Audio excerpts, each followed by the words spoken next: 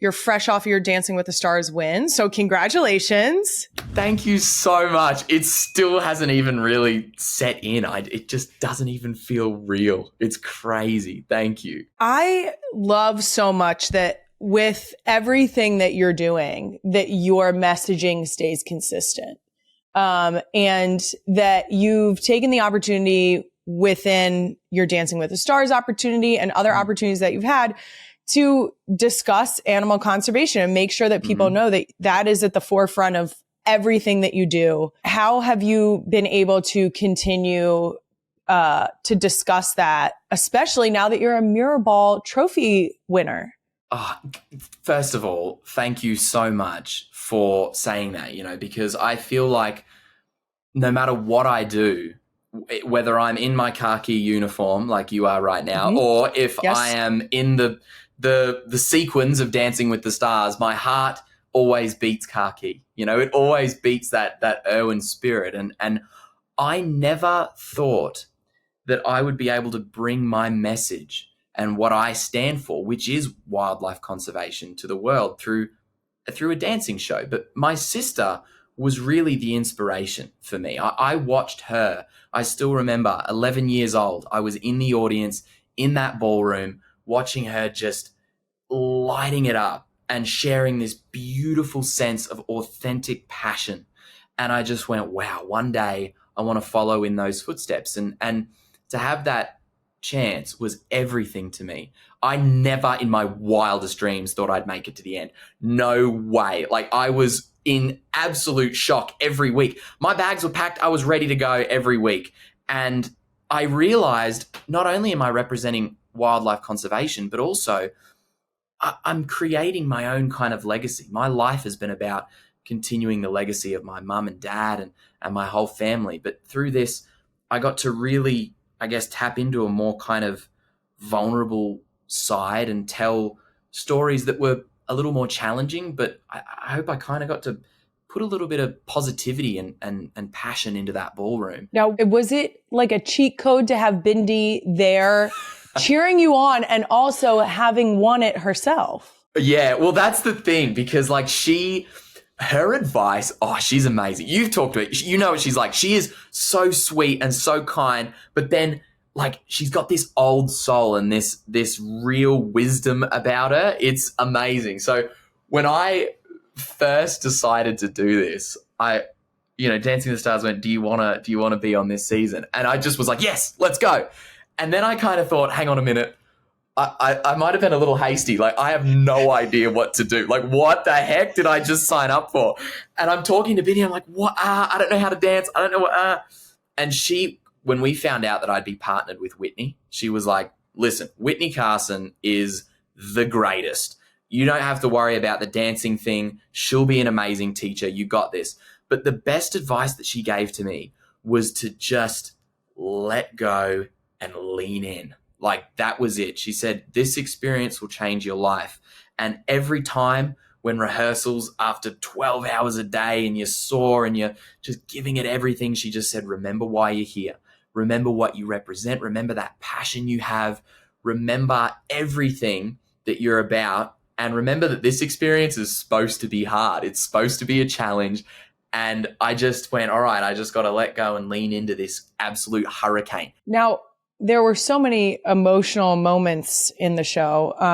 I saw them all over my TikTok feed, including the dance you dedicated. Yes, but including the dance you dedicated to your dad, where Bindi joins at the end. I can't watch this one. We were gonna queue it up for you, but I can't do it. I do. I know. I mean, it just hits you right in the feels. You could feel the emotion, and it was such a beautiful tribute. But I do want to ask, did you have a favorite dance that you did this season? That is such a hard question. And that one, it's like they're all my little children. Like, I love them, everyone. I love them all. And they're all like the culmination of so many months of all of this time and energy.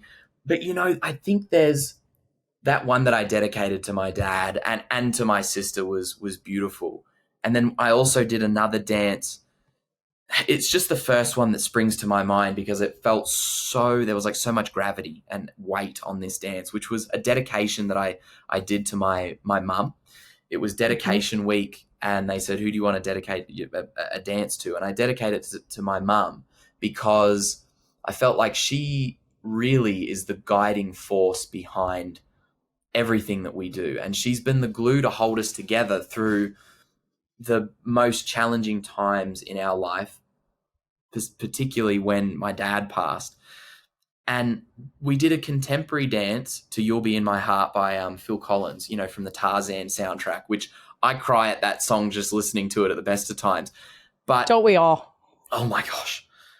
But it felt like this moment to say thank you to not only my mum, but to all of the single parents of the world, all of the mums out there who I feel like don't always get that recognition and celebration that they deserve. Because I know my mum worked so hard behind the scenes to keep us together, and everything that dad was about was my mum. I mean, it was them together. It was my mum and dad creating this legacy.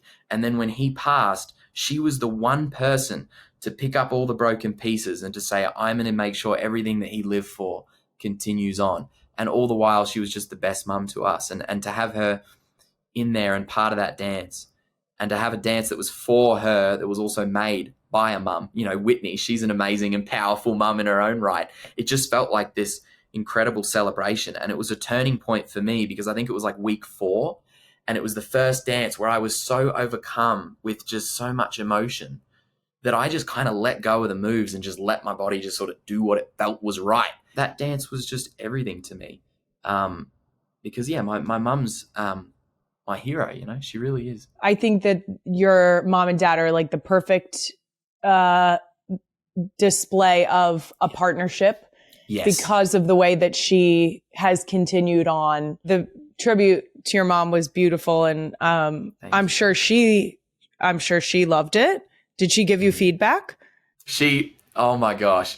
It was really cute because she came out at the very end of that dance, and my sister was part of a dance for a little 8 count there, and she knew what it was about. She'd been on that floor so many times, but my mum was so just adamant that she got it right, and she practiced it, and it was really cute because she was like, I don't want to mess up this dance. I feel like I don't want to be the thing that messes it up. And I'm like, Mum, you can't mess it up. You got this.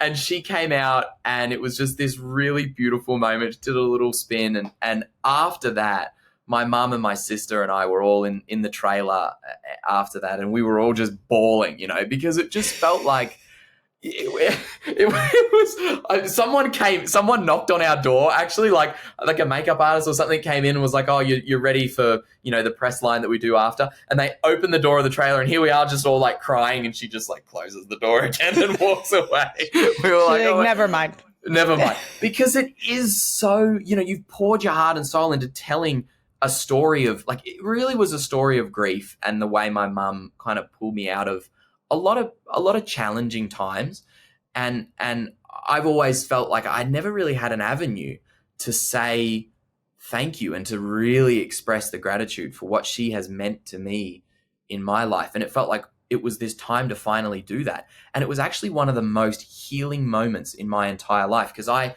addressed parts of my grief journey that I'd actually never really tapped into before. I get emotional just even thinking about it. Like I gotta lock in. I'll turn it to a little more of a lighthearted topic, because Queen Emma told me I have to ask you about TikTok night salsa. Oh gosh. Okay. I saw that your family didn't know these moves were coming. They didn't. Surprise. And there was a good reason for that, because I was like, every dance that I had done, I would like give my family a little preview. They would come to a rehearsal, or I'd show them a video. But then this one, there's a point in the dance where like I remove my shirt, and there's a lot of like, it's salsa, so it's, it's a little bit spicy. And so What a gentlemanly way of saying, I remove my shirt. And I was like, Okay. I can't show my fam. I don't know. So I just went, you know what? I'm just going to go for it. And I said to them, so this one's a little bit edgy. And they're like, oh, that's great. Go for it. But then afterwards they were like, whoa. But you know what? Life is short. You got to just embrace it. There's nothing wrong with that. It was fun. It was fun. And you know what it does? It drives traffic to the page where you are discussing passionately animal conservation. So you nailed it. I took my shirt off for wildlife conservation. 100%. Exactly. And, you know, it's so funny. I am a big believer in, like, for myself, I don't take myself too seriously. And I think you got to just do that. You got to just kind of send it, let go and just go for it. And it was that dance was the hardest one because Whitney, you know, the dance partner is like, okay, you have to be cool and you have to be like really edgy and like passionate. I'm like, I don't know how to do that. That's not me. So I got to find this new sort of side to myself. Cool Robert. I never knew he existed, but it was really cool. But then now I'm back in my t-shirt or my khakis covered in mud again and I feel much more natural. Sure.